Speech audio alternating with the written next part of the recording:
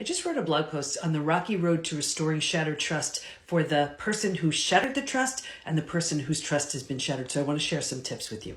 So number one, if you're the one who shattered the trust, apologize sincerely. Just go for it. Don't hold back. Go for it.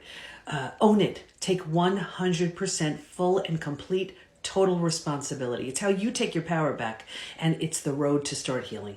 Make amends. If you had an affair, break off total and complete ties with that affair partner. If you stole company funds, return the money. If you did something wrong, say it publicly to start healing your own shame and guilt and whatever you may be going through. Change the behavior. The only way someone can start to rebuild trust in you is if they see the behavior has changed. It's nice with the words and all, but it's the behaviors that need to change. If you need support, go get support. We can totally help you with that. Resolve underlying issues. If you have some sort of addiction that keeps having you do what you're doing, get support with that. It is not an excuse for the behavior.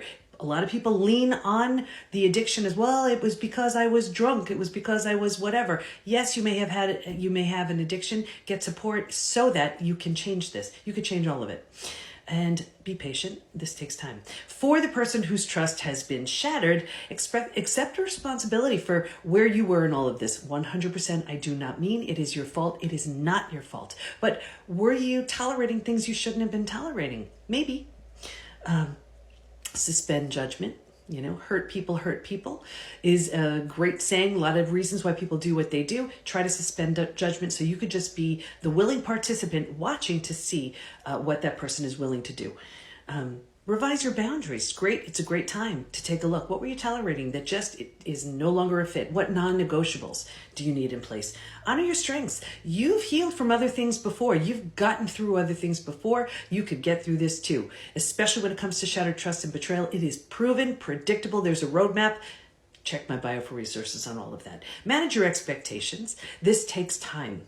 And possibly move on. There's a time where it makes sense for you to give that person another chance, and it makes sense where that is not the case at all. Either way, focus on your healing. That's what you need to do when trust has been shattered. Hope that helps.